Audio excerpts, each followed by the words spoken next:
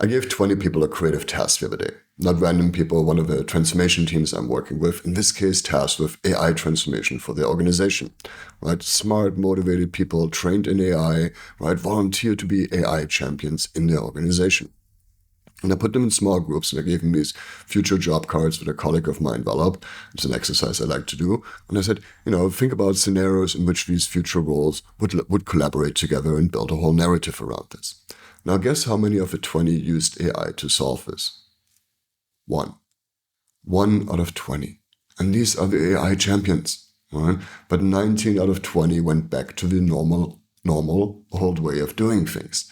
Right? And this is symptomatic not just of this team. I see this a lot out there. Right? And this is the misunderstanding and the difference between skills and capability. Right? People talk a lot about upskilling, right? AI literacy, prompt engineering, etc. Right?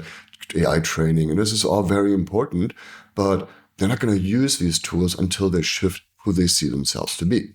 Right? The skills gap says, our people need to learn a new tool.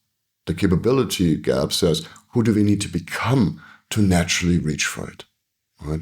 And this is true not just in this context. This is actually very, very typical, right? Think of all the stuff that you already know, right? Where you know how to do things better, but you're still defaulting to old ways of being. And this is why I start with being, right? And this is really what I call the capability gap. It's not about skills. It's not about learning more. It's not about more information, right? And more training, right? But it's about shifting fundamentally who you think of yourself to be.